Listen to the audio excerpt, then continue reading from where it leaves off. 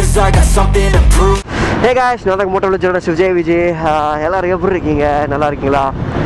இன்னைக்கு ஒரு அருமையான மார்னிங்ல ஒரு ரைடு ஒன்று போய்கிட்டு இருக்கோம். எங்கே போய்கிட்டு இருக்குன்னு பார்த்தோம்னா நம்ம கோயம்புத்தூர் தான் guys போய்கிட்டு இருக்கோம். எதுக்காகன்னா நம்ம பைக் ஹார்லிக்கும் அதுக்கடுத்து பார்த்தோம்னா நம்ம யூடியூப் சேனலுக்கும் தேவையான சில அக்சசரிஸ்லாம் வாங்குறதுக்காக நம்ம இப்போ வந்து கோயம்புத்தூர் போய்கிட்டு இருக்கோம். என்னென்ன அக்சசரிஸ் என்ன ஏதுங்கிறது நம்ம இங்கே போக பார்க்கலாம். நம்ம கோயம்புத்தூர் போகிறதுக்கப்புறம் ரீச் பண்ணதுக்கப்புறம் பார்க்கலாம். ஓகேவா? இப்போ தான் சன்ரைஸ் வந்து பார்த்துக்கிட்டு இருந்தேன். கொள்ளிடம் ஆறு இருக்குது. அதாவது இப்போ நம்ம எது வழியாக வந்தேன்னு பார்த்தோன்னா புதுக்கோட்டையிலேருந்து பைக் ஸ்டார்ட் பண்ணேன். புதுக்கோட்டையிலேருந்து அப்படியே திருச்சி குளித்தலை வழியாக வந்துக்கிட்டு இருக்கும்போது பார்த்து கரூர் ரோடுக்குள்ளே வந்தாச்சு. உள்ளே கரூர் ரோடு இருக்குல்ல, அந்த ரோட்டில் வந்தேன். இப்போ அந்த கரூர் ரோட்டில் வரும்போது பார்த்தோம்னா இந்த சைடு பார்த்தோம்னா ஆறு போய்கிட்டு இருக்கோம். அது எந்த ஆறுன்னு பார்த்தோம்னா நம்ம கொள்ளிடம் ஆறு, திருச்சியிலேருந்து பிரிஞ்சு வருது இல்லை, அந்த கொள்ளிடம் ஆறு வந்து பார்த்தோம்னா இந்த பக்கமாக போய்கிட்டு இருக்கு guys.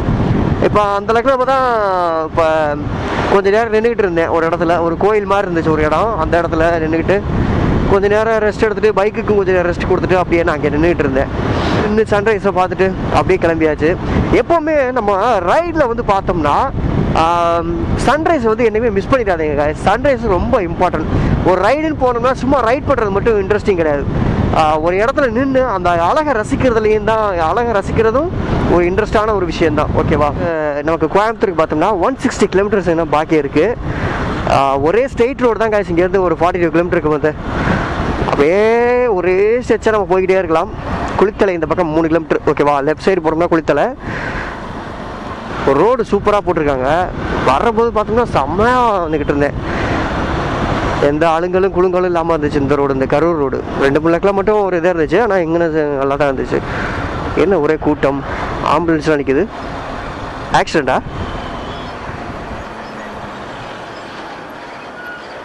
ஐயோ ஆக்சிடெண்ட் காய்ஸ். போலீஸ்லாம் வந்துருக்கு.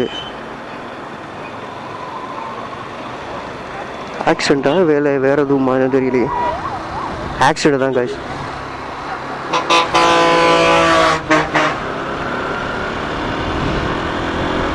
பாவம் என்ன ஆச்சுன்னு தெரியல, யார் மேலே தப்புன்னு தெரியல.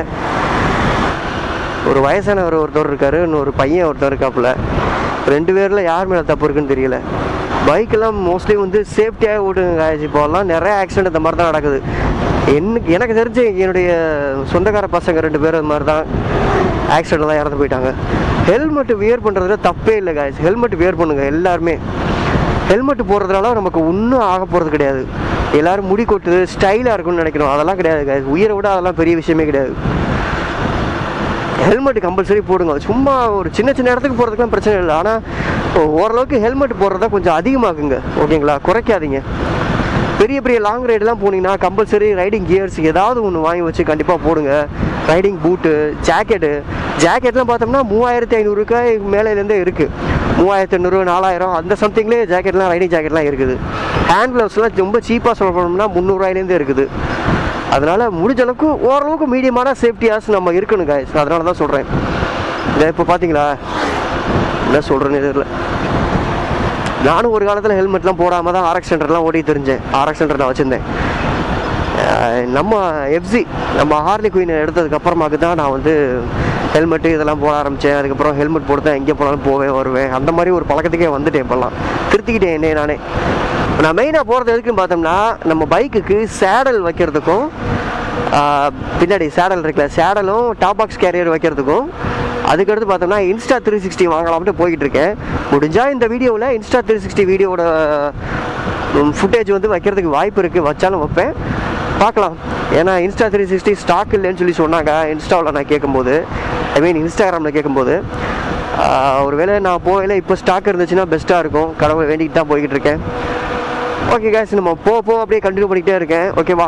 இடத்துல பார்த்தோம்னா நம்ம சாப்பிட்றதுக்காக இங்கே ஒரு இடத்துல நிப்பாட்டுவேன். அதுக்கப்புறம் நான் வீடியோ கண்டினியூ பண்ணுறேன் காய்ஸ். ஓகே, நம்ம சேனலுக்கு யாராவது புது வியூவர்ஸ் வந்தீங்கன்னா மறக்காமல் சேனல் சப்ஸ்கிரைப் பண்ணிருங்க. நம்ம சேனலை கொஞ்சம் சப்போர்ட் பண்ணுங்கள் காய்ஸ். நம்ம சேனலில் பார்த்தோம்னா மோட்டோ விளாகிங் சம்மந்தமாக வரும்.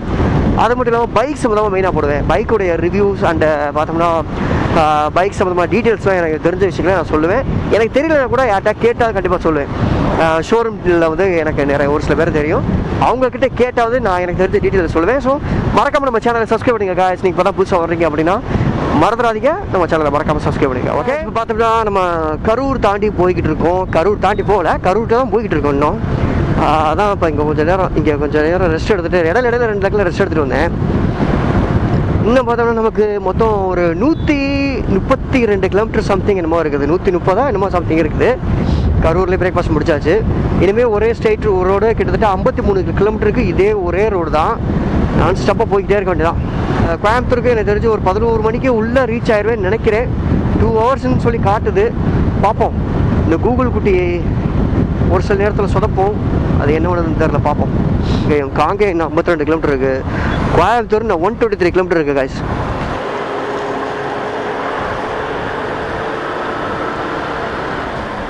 கோயம்புத்தூர் பக்கத்தில் தான் ஊட்டி இருக்குது. ஒரு வழியாக ஊட்டி போயிட்டு வந்துடலாம். ஆனால் நமக்கு ஒரு நாள் தான் லீவ் கிடச்சிருக்கு, ஸோ போக முடியாது.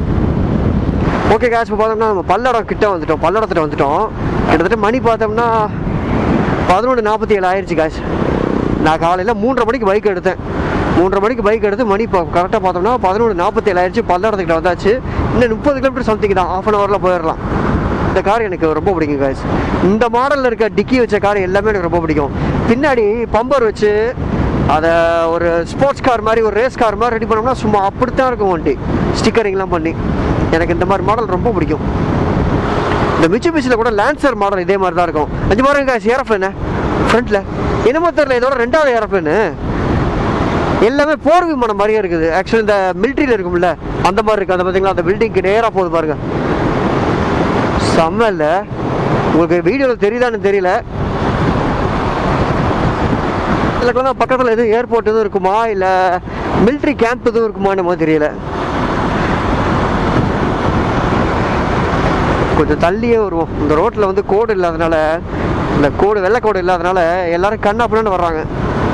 ஆக்சுவலி முதல்ல பார்த்தோம்னா ஃப்ளைட்டு பறக்குதுன்னு சொல்லிக்கிட்டு இல்லை guys.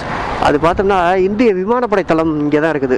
இந்த ஊர் பேர் வந்து சூலூர்.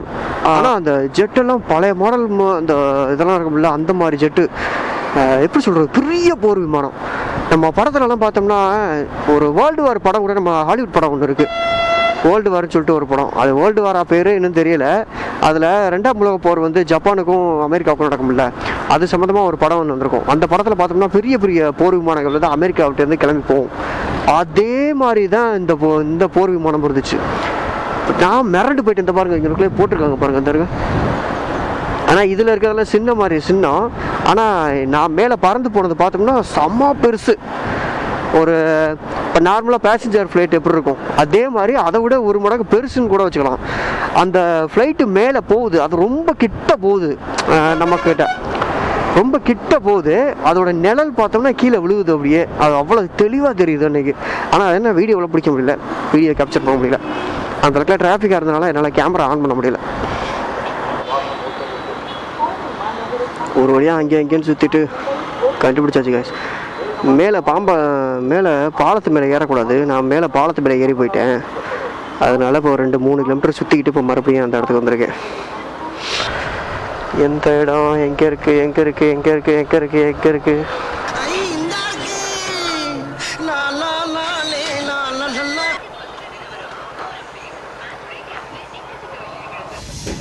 கேஸ் போதுன்னா நம்ம அந்த பர்ஃபார்மன்ஸ் பைக் ஸ்டோர்லேருந்து இந்த இது வாங்கிட்டு வந்தாச்சு, சேடலு அந்த இது செட்டெல்லாம் வாங்கிட்டு வந்தாச்சு. இதுதான் அந்த பேக் டாப் பாக்ஸ் வைக்கிறது கேரியரு. இது கூட பார்த்தோன்னா அந்தளவுக்கு சீட்டு வந்துடும், பின்னாடி சாஞ்சிக்கிற மாதிரி. இந்த பக்கம் சேடலுக்குள்ளே கம்பியெல்லாம் வந்துடும். ஃபுல்லாக ஃபினிஷிங் பண்ணதுக்கப்புறம் நான் உங்களுக்கு காட்டுறேன். ஓகே, ஃபுல்லாக ஃபிட்டிங்கெல்லாம் முடிஞ்சிச்சு. நான் அவுட்டர் சைடில் போய்ட்டு உங்களுக்கு தெளிவாக ஃபுல்லாக காட்டுறேன் இதை. ஓகே, இந்த ஷாப் பார்த்தீங்கன்னா இதுதான் உங்களோட ஷாப்பு. இந்த இடம் தான் போய் நம்ம ஃபிட் பண்ணிக்கிட்டு இருக்காரு. இப்போ டோட்டலாகவே அவுட்லுக்கு பார்த்தீங்களா வேறு மாதிரி இருக்கும் வண்டி. வெளியில் கொஞ்சம் நம்ம அவுட் சைடில் போய்ட்டு செக் பண்ணி பார்த்தோம்னா இன்னும் சூப்பராக தெரியும். இங்கே இந்த நான் வெளியே கொஞ்சம் சிட்டியை விட்டு வெளில போய்ட்டு நான் காட்டுறேன். ஓகே, இந்த பிரதர் இவர் தான் வந்து செட் பண்ணி கொடுக்குறாரு. இவர் நல்லா பண்ணித்தராரு, ஒன்றும் பிரச்சனை இல்லை. ஏதாவது அட்ஜஸ்ட்மெண்ட் எதுவும் மாறினிச்சா கூட அதை கரெக்ட் பண்ணி கொடுக்குறாரு. பர்ஃபெக்டாக ஃபிட் பண்ணி கொடுத்துட்டாரு guys. செம்ம ஃபிட்டிங் வேறு லெவலில் பண்ணி கொடுத்துருக்காருங்க. சூப்பராக இருக்குது. பைக் இப்போ பார்க்குறதுக்கு வேறு மாதிரி தெரியுது. இனிமேல் பயப்படாமல் எந்த லக்கேஜ் வேணாலும் ஈஸியாக கட்டிக்க கொண்டு போகலாம் நம்மளால்.